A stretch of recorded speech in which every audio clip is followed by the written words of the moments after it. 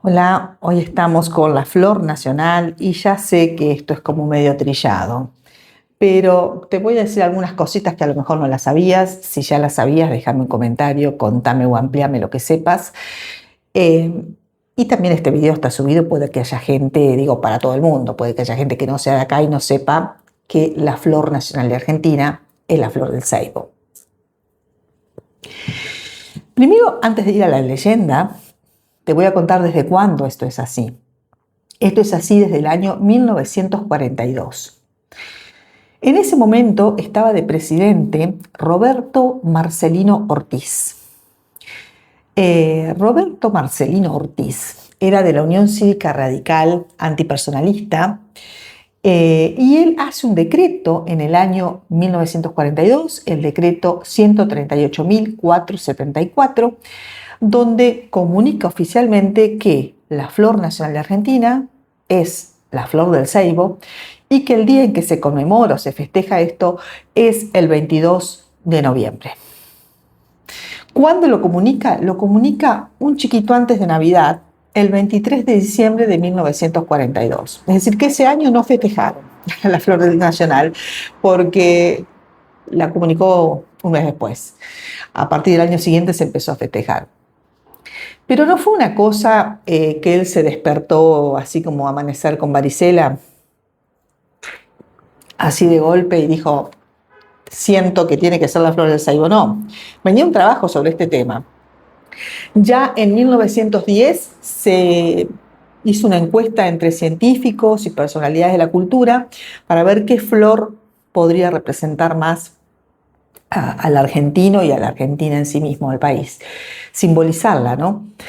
Y bueno, hubo muchas propuestas. Estuvo, por ejemplo, la flor del irupé. El irupé es tiene una planta acuática que tiene unas hojas como un plato, como una bandeja grande, como que es bastante extraordinaria o novedosa su forma, pero tenían un problema que era muy de la zona de Corrientes, Entre Ríos. Digo, no tenía una distribución tan grande en el país como para que sea representativa. También se propuso el maracuyá. Bueno, hubo varias que estaban como pisando fuerte, pero sobre todo a la cabeza estaba el ceibo, la flor del ceibo. Estamos hablando de flor, no de árbol. Da la casualidad que nuestra flor nacional es la flor de un árbol, pero es la flor. La flor del ceibo, la flor del jacarandá y el malbón eran como las que más resonaban. Quedó esa lista ahí. Bien, una vez que tenían esa lista, según los estudiosos, ya te digo, personalidades de acá de la cultura y científicos conocedores del espíritu argentino, o que habían estudiado y profundizado esto, se convoca a los botánicos, se hace una comisión de botánicos que empiezan a analizar las características de estas flores para ver cuál podría representar más el espíritu argentino y el país en sí mismo, la tierra argentina. Y ahí también peleó mucho este lugar el jacarandá por sus flores celestes. Yo insisto que las veo lilas, no sé qué color las veo, pero para mí las flores de jacarandá sí son lilas, pero hasta la canción dice una flor y otra flor celeste del jacarandá, así que deben ser celestes.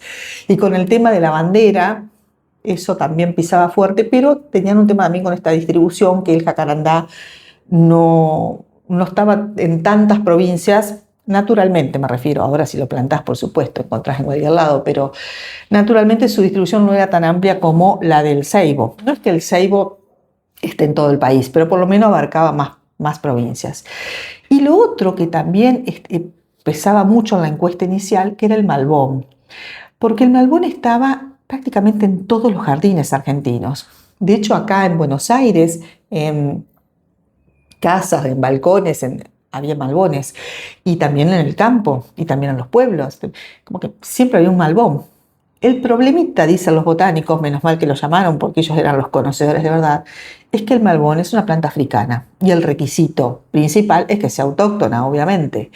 Así que así descartaron al pobre malbón, que había comprado el corazón de todos los argentinos. Había anidado los jardines argentinos.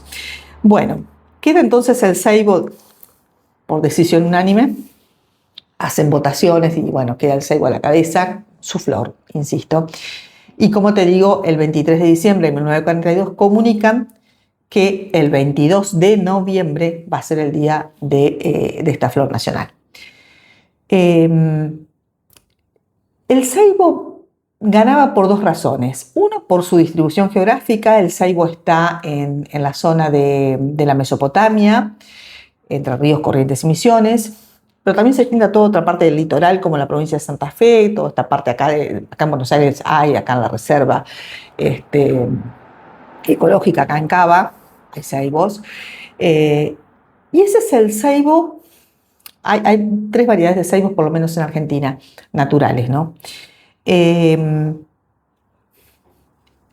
Este es el que tiene la flor típica, la que representa. Hay otra variedad de ceibo, que es el ceibo chaqueño, que está en Chaco y también en Salta y en Formosa. Y es un ceibo que tiene una flor un poquito más rosita, más pálida. La flor del ceibo es rojo carmín, rojo intenso. Esta es un poquito más pálida. Y hay otro ceibo que crece muchísimo más. El ceibo es un árbol que crece 5 a 10 metros, como máximo cuando crece mucho. La mayoría te digo que tendrá, sí, 2, 3 metros, pero puede llegar hasta 10. Pero hay otro que crece en el noroeste argentino, en Tucumán, en Jujuy y en Salta, y que se llama el ceibo jujeño. Y este ceibo jujeño tiene la particularidad de crecer hasta 20, 30 metros. Crecen las yungas, las selvas de Jujuy, sobre todo, ¿no? También abarca estas otras provincias. Y bueno, crece muy, muy alto. Los tres son ceibos, pero la inspiración o el decreto sobre cuál iba a ser la flor nacional se refiere al ceibo propiamente dicho, al que crece en el litoral. Y bueno, como te digo, tiene que ver con la leyenda, porque el color ya vimos que no, el color íbamos para el jacarandá. El color es rojo, es un rojo intenso, un rojo sangre, y es una flor muy particular, una flor como aterciopelada, carnosa. Los pétalos no son chiquitos, da la sensación que tiene textura, que es gruesa, da esa sensación. Y tiene esa forma terciopelada, no tiene aroma, tiene un color tan brillante que hace que los colibríes, o sea, las aves que no tienen tanto olfato, pero que sí captan bien los colores, vayan a buscar su néctar. Es muy rica el néctar, pero sin aromas, no es su fuerte el olor.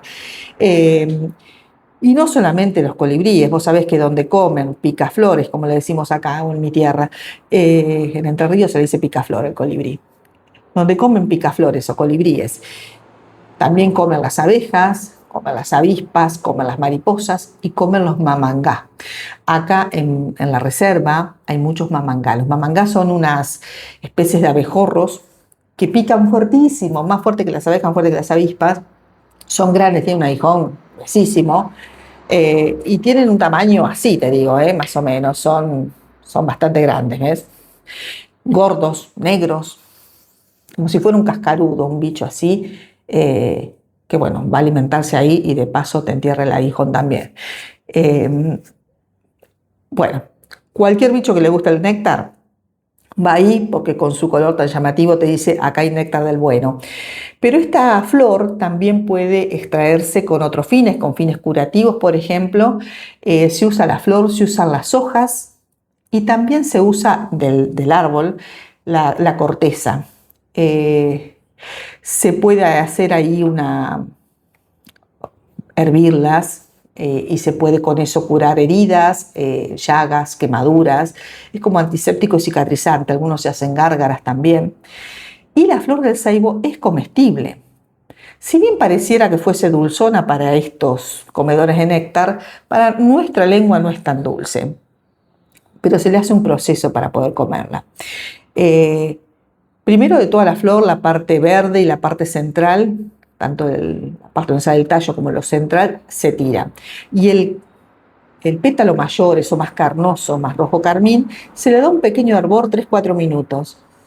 Después de eso, la enjuagás y probás. Si ya está, ya está. Si te parece amarguita, le das así. Algunos le dan hasta 3-4 hervores de ese tipo. Siempre el mismo proceso: hiervo, vuelco, enjuago, la dejo un poquito en remojo, enjuago. Después de 1, 2, 3 o 4 hervores, y sus enjuagadas posteriores con agua limpia, está lista. ¿Para qué?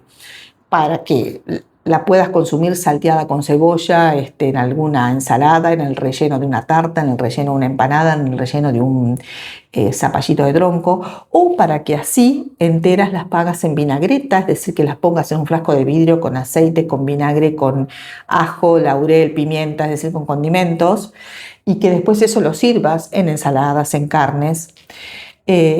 También se puede utilizar para postres, cuando después que le haces ese proceso para sacarle lo amargo, las podés cocinar con azúcar. Te queda como si fuera, no digo una fruta brillantada, pero bueno, te queda, no me sale la palabra, cuando haces agua con azúcar, ¿cómo se dice? Como ese jarabe que se hace. Almíbar, no me salía. Te queda así, como una flor de ceibo, un pétalo de ceibo en almíbar, y lo podés usar también, no digo para comerlo solo, por ahí medio insulso que eso fuese solo el postre, pero sí para decorar un postre. O sea, vos servís un trozo, no sé, de budín, de pan, de flan, de lo que fuere, y le podrías poner flores de ceibo para decorar, ¿no? O en algún bizcochuelo o algo así. Así que tiene esos usos también medicinales, comestibles y también esotéricos. Ya te voy a contar la leyenda, que a eso vinimos, pero como la leyenda vas a ver que tiene que ver con la valentía y se le elige como flor nacional también por eso, porque es una flor que habla de valentía. Se pueden hacer hechizos para eso, para que te dé valentía y para que frene las invasiones, para que frene la invasión, en este caso, de energía negativa. Es decir, cuando te desean el mal, cuando te agreden, cuando estás ante una injusticia, se puede utilizar esta flor del ceibo para hechizos también. Y en ese caso, los curanderos, los brujos del campo, toman un vaso de agua, pero no de la canilla, ni del aljibe siquiera, sino del río. Tiene que ser agua de río. En ese agua de río, a la noche le pones un poquito de sal y después pones una flor de ceibo y lo dejas toda la noche. Antes de eso pedís esto, pedís la protección, pedís la mentira, pedís que no te llegue el daño, pedís que se frene esa injusticia o esa mala energía que viene hacia ti. Al otro día, cuando te levantás, sacás la flor, tirás ese agua, agradeces porque ya viene en camino la respuesta y la dejás secar. Una vez que está seca, la pones adentro de un diario íntimo, adentro de un cuaderno, adentro de un libro y te queda como amuleto. Así que también tiene ese uso esotérico. Sé que también hacen florecimientos y otros tipos de hechizos con la flor del ceibo, pero este es como el amuleto, digamos, más común que puede verse en el campo. El ceibo, aparte de todo lo que venimos diciendo, ya no la flor, sino la madera, se usa también para bombos, para instrumentos del folclore local, por eso también pesaba fuerte elegir la flor de este árbol, y también se hacen monturas de caballo con eso, ¿no? Que tienen muchas cosas. Y si vamos a la leyenda es más o menos del 1500 y pico, porque las leyendas sabes que no tienen una fecha exacta, así que fue a mitad del siglo XVI, cuando tenemos las invasiones españolas, o tenían los pueblos locales, porque la mayoría de nosotros derivamos más de los que invadieron, ¿no? Por lo menos en mi caso. No tengo aborígenes en mi historia.